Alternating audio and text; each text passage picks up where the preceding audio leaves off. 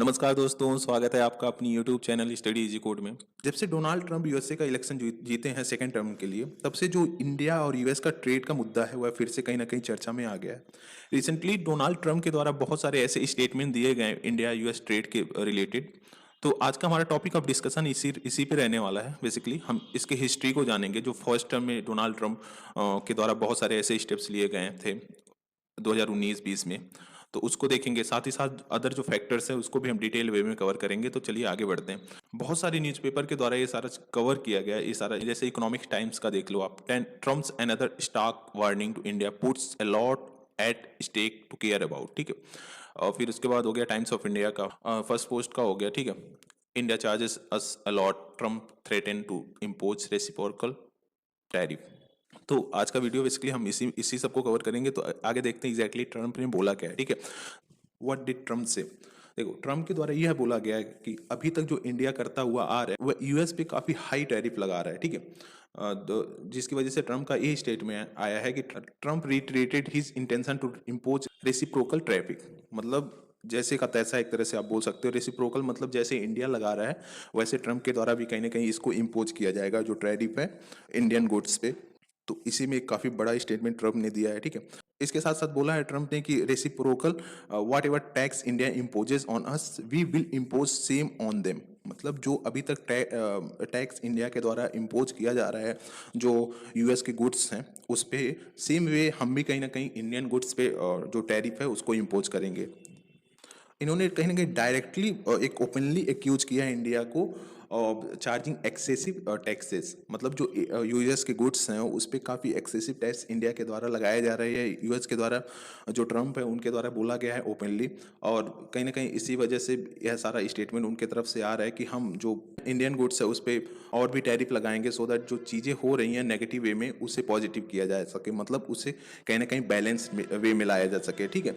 और साथ ही साथ यह भी बोला गया कि India imposes high tariff on almost everything. मतलब जो यूएस के गुड्स है उस पर हाई टैरिफ इंडिया लगा रहा है।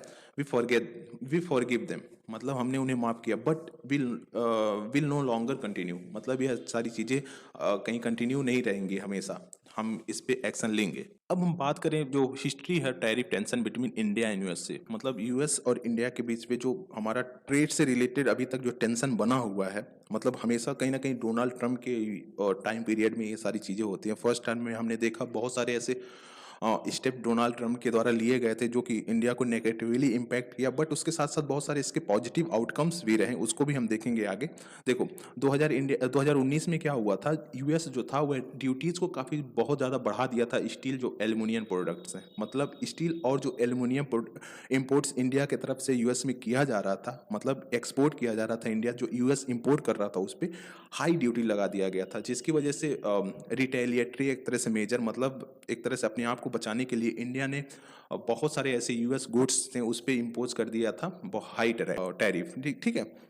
इसके रिस्पॉन्स पे ट्रम्प साहब ने क्या किया, जो इंडिया का प्रेफरेंशियल ट्रेड ट्रीटमेंट था under GSP, generalise system of reference, इसको आपने इकोनॉमी में पढ़ा होगा, इससे उसको आउट कर दिया। इसका मतलब बेसिकली क्या था, देखो सपोज दैट वीट है, ये इंडिया है, ये कोई अदर कंट्रीज ले लो, सपोज दैट पाकिस्तान ही ले लो, ठीक है।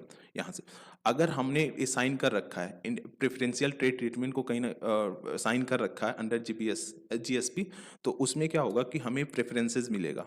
यूएस हमारे पे टैरिफ नहीं लगाएगा ज़्यादातर, जिसकी वजह से क्या होगा, हम ज़्यादा एक्सपोर्ट यूएस को कर पाएंगे। और अगर नॉर्मल वे में गया तो इस पे ज़्यादा टैरिफ लगाएगा, जिसकी वजह से क्या हो सकता है, जो पाकिस्तान के वीट्स हैं वह काफ़ी ज़्यादा कॉस्टली हो जाएंगे, जिसकी वजह से वहाँ के जो सिटीजन्स हैं वो उसको परचेज नहीं करेंगे, ठीक है। इसका बेसिक मतलब यही था कि जो प्रेफरेंशियल ट्रेड ट्रीटमेंट था उसके द्वारा यूएस के द्वारा कहीं ना कहीं उससे इंडिया को निकाल दिया गया था। आप न्यूज़ देख सकते हो, देखो इंडिया ने जब इम्पोज किया था retaliatory traffic 28 US goods from, मतलब संडे उस टाइम का न्यूज़ है 2019 का, तब क्या हुआ था, जो यूएस के प्रेसिडेंट थे ट्रम्प के द्वारा स्पेशल जो ट्रेड स्टेटस था इंडिया का, उससे इंडिया को कहीं ना कहीं रिमूव कर दिया गया था, ठीक है। आप डायरेक्टली यहाँ पे देख सकते हो। अभी जो प्रेजेंट टाइम में जो सिचुएशन है, अगर उसको देखें, हमारा जो ट्रेड बैलेंस है बिटवीन इंडिया और यूएस का, उसको देखें तो हम जो इंपोर्ट्स हैं फ्रॉम यूएस से, हम लगभग 42.2 बिलियन डॉलर का कहीं ना कहीं हम इंपोर्ट कर रहे हैं। बट हमारा जो एक्सपोर्ट है वह लगभग 77.52 बिलियन डॉलर का है। इसका मतलब क्या हुआ है, हम ट्रेड सरप्लस में चल रहे हैं, ठीक है। ट्रेड सरप्लस में हम चल रहे हैं, जिसकी वजह से कहीं ना कहीं हमें एक एक्स्ट्रा एज मिल रहा है, ताकि हम जो चीज़ें हैं हमारा जो गुड्स है उसको हम यूएस में कहीं ना कहीं एक्सपोर्ट कर सकें। साथ ही साथ जो हमारा बैलेंस है, हम देखो बहुत सारे लॉस, हमारा जो ट्रेड डेफिसिट हमारा चाइना के साथ बहुत ज़्यादा है, तो अगर हम यूएस को ऐसे एक्सपोर्ट कर रहे हैं तो हमारा जो ओवरऑल बैलेंस है वह बना रहेगा, ठीक है। अब जो ट्रम्प 2.0 है, इसमें क्या है, देखो ट्रम्प तो आने वाला है, जो उनका नेचर है एक तरह से ट्रेड को लेके, ट्रेड पॉलिसी को लेके, वो कहीं ना कहीं यूएस सेंट्रिक ट्रेड पॉलिसी को चाहते हैं, ठीक है। वह ऐसा नहीं करेंगे कि इंडिया को ज़्यादा प्रेफरेंस देंगे, वहाँ के जो यूएस के जो बेसिकली जो बिजनेसमैन है उनसे छोड़कर, ऐसा कुछ नहीं होने वाला, ठीक है। और जिसकी वजह से क्या हो सकता है कि कहीं ना कहीं इंडिया को वह पुश करेंगे, एक तरह से प्रेशराइज करेंगे कि उनका जो इंडिया का जो ट्रेड बैरियर है उसको कम करें, जिसकी वजह से यूएस के बहुत सारे ऐसे गुड्स हैं जो कि इंडिया में इंपोर्ट नहीं हो पा रहे हैं, तो ये सारी स्टेप्स ले सकते हैं। रिसेंटली जो ट्रम्प के द्वारा कॉमर्स सेक्रेटरी चूज किया गया वह हैं हॉवर्ड लुटनिक, जिनके द्वारा एक स्टेटमेंट आया है कि how you treat us is how you should expected to be treated. मतलब क्या है कि अगर सिंपल वे में समझे कि जैसे को तैसा, मतलब जैसा हम एक्सपेक्ट करते हैं दूसरे से कि हमें ट्रीट करे, वैसे हमें मतलब उसको ट्रीट करना चाहिए, बेसिकली यही मतलब है इसका, सिंपल वे में देखें तो अभी जो इंडिया कर रहा है वह उससे यूएस नाराज है। तो यूएस क्या बोल रहा है कि अगर इंडिया हाई टैरिफ लगा रहा है हमारी गुड्स पर, तो हम भी इंडिया पे कहीं ना कहीं इंडियन गुड्स पे हाई टैरिफ लगाएंगे, ठीक है। ये सारी जो स्ट्रेटजीज यूएस के द्वारा कहीं ना कहीं आ रहा है, इससे क्या हो रहा है कि ये बहुत ज़्यादा चैलेंज को कहीं ना कहीं क्रिएट कर सकता है इंडिया पे, बट इससे बहुत सारे अपॉर्चुनिटीज़ भी हैं, क्योंकि जो ट्रम्प ने बोला है बस इंडिया के रिस्पेक्ट में नहीं बोला है, पहली बात तो यह है, ठीक है। इसके बाद के बहुत सारे ऐसे कंट्रीज जैसे ब्राज़ील हो गया, ठीक है, ब्राज़ील, चाइना, इन सबको लेकर भी कहीं ना कहीं ट्रम्प के द्वारा स्टेटमेंट आया है। तो अगर ट्रम्प के द्वारा ऐसा जो स्टेप है वह अगर चाइना के साथ बहुत ज़्यादा एक्सट्रीम लेवल तक लिया जाता है, तो इससे क्या होगा, हमें कहीं ना कहीं एडवांटेज मिलेगा, जो हमारा इंडियन एक्सपोर्ट है, मतलब जो चाइनीज़, अगर सपोज द चाइनीज़ गुड्स पे जो ट्रम्प साहब ने ज़्यादा टैरिफ लगा दिया, तो हमारे लिए एक अपॉर्चुनिटी मिल जाएगी कि जो हमारा गुड्स है उसको हम एक्सपोर्ट कर पाएँ, ठीक है। जैसे हो गया सपोज दैट, एग्जाम्पल के तौर पे आप ले लो, स्टील चाइना एक्सपोर्ट कर रहा है यूएस में, ठीक है। क्या किया इन्होंने कि टैरिफ लगा दिया, हाई टैरिफ, 100% टैरिफ लगा दिया, ठीक है। तो इससे क्या होगा, हमें एक एक्स्ट्रा मिल जाएगा ना, एक्स्ट्रा एज मिल जाएगा ना, जैसे अभी तक हमारे पे सपोज दैट 50% टैरिफ लग रहा था, ठीक है। तो यहाँ की इसका गुड्स जो यूएस में बिजनेसमैन है वो ज़्यादा खरीदेंगे ना एज कम्पेयर टू चाइना, तो इससे कहीं ना कहीं हमें एडवांटेज मिल सकता है। देखो Indian exporters could step in fill the gap in US market, जो यूएस मार्केट में हाई टैरिफ जो चाइना पे लगाएंगे ट्रम्प, उससे जो गैप क्रिएट होगा वह इंडियन जो स्टील्स और जो अदर गुड्स हैं उसको कहीं ना कहीं एक तरह से प्रेफरेंसेस दिया जाएगा यूएस जो बिजनेसमैन है उनके द्वारा, ठीक है। जैसे हमने प्रीवियस जो प्रेसिडेंसी था उसमें देखा कि जो यूएस था उसके द्वारा जो हमारा प्रेफरेंशियल ट्रेड स्टेटस था उसको खत्म कर दिया गया, उसको रिमूव कर दिया गया था। अगर अभी भी इंडिया के द्वारा कोई एक ऐसा स्टेप नहीं लिया जा रहा है, मतलब जो कंसर्न्स हैं यूएस से रिलेटेड, हमारा ट्रेड से रिलेटेड बेसिकली, अगर उसको एड्रेस नहीं किया जा रहा है, तो कहीं ना कहीं इससे इंडिया पे ही काफ़ी नेगेटिव पड़ने वाला है, अगर डील नहीं हुआ उससे, तो ठीक है। Specially if India doesn't address US concern about market access and the tariff barriers थे। अब अगर इसके इम्पैक्ट्स को देखें, जो मतलब यूएस इंडिया ट्रेड रिलेशनशिप में जो ट्रम्प साहब का स्टेटमेंट आया है, उसका अगर इम्पैक्ट देखें हम इंडिया पे क्या पड़ सकता है, अगर यूएस के द्वारा ऐसा स्टेप लिया जाता है, तो जो हमारा गुड्स है, मतलब इंडियन एक्सपोर्ट जो यूएस में जा रहा है, उस पर कहीं ना कहीं हाई टैरिफ लग सकता है, जिसकी वजह से हमारा गुड्स काफ़ी कॉस्टली हो सकता है, ठीक है। जिसकी वजह से क्या होगा, जो इंडस्ट्रीज़ हैं आईटी और जो टेक्सटाइल या फिर अदर जो इंडस्ट्रीज़ हैं जो कि हम यूएस को ज़्यादा एक्सपोर्ट करते हैं, उस पर कहीं ना कहीं एक तरह से उसका एक्सपोर्ट जो हम कर रहे हैं उस पर उसमें दिक्कत आ सकती है। टेक्सटाइल की अगर पर्टिकुलरली बात करें, जब से अगर बांग्लादेश में अनस्टेबिलिटी क्रिएट हुआ है, तो इससे कहीं ना कहीं इंडिया को एक्स्ट्रा एज मिल रहा है कि हम जो टेक्सटाइल एक्सपोर्ट है यूएस में उसको भी कहीं ना कहीं सिग्निफिकेंट लेवल तक बढ़ा सके।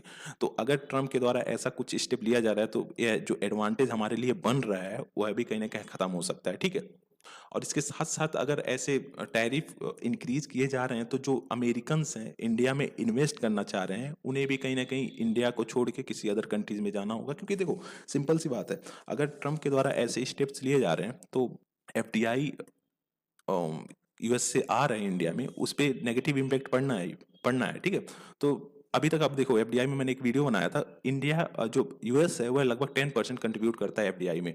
उसके बाद जो मॉरिशस था आई थिंक 25% था, और जो सिंगापुर था लगभग 24% का, और जो एफडीआई कंट्री में डायरेक्टली आते थे। अगर यूएस के द्वारा ऐसा स्टेप लिया जाता है तो ये जो 10% वो कहीं घटकर 7% हो सकता है, या फिर आप बोल सकते हो 5% हो सकता है। तो इससे कहीं ना कहीं हमारे पे भी काफ़ी नेगेटिव इम्पैक्ट पड़ जाएगा अगर ऐसा हुआ तो कहीं ना कहीं इंडिया को समझना होगा ये सारी चीज़ें, और उसी के अकॉर्डिंग अपना जो अदर फर्दर स्टेप है उसको लेना होगा, ठीक है। अगर ब्रॉडर जो इम्प्लीकेशन है उसको देखें तो देखो, ट्रम्प का तो कमिटमेंट है कि हम एक फेयर ट्रेड एजेंडा को आगे बढ़ाएंगे। ऐसा नहीं होगा कि हम किसी पर्टिकुलर कंट्री को ज़्यादा प्रेफरेंस दें और फिर दूसरे कंट्री को कम प्रेफरेंस दो। देखो, ट्रम्प तो अपने जो बिजनेसमैन है यूएसए में उन्हीं के हित में सोचने वाले हैं, तो इस चीज बहुत ज़्यादा क्लियर होनी चाहिए माइंड में। क्योंकि देखो, जो फेयर ट्रेड एजेंडा है ट्रम्प का, वह की पिलर है ऑफ हिज पॉलिसी प्लेटफॉर्म। मतलब जो उनके द्वारा पॉलिसीज वगैरह बनाई जाती हैं उसमें जो फेयर ट्रेड ट्रीटमेंट है, बेसिकली फेयर ट्रेड एजेंडा है, वह उनका की पिलर है, ठीक है। तो इसके अगेंस्ट तो नहीं जाने वाले हैं। और अगर देखें तो इसका इनका जो एडमिनिस्ट्रेशन है उनका बेसिकली एम ही है to create a level playing field for American businessman.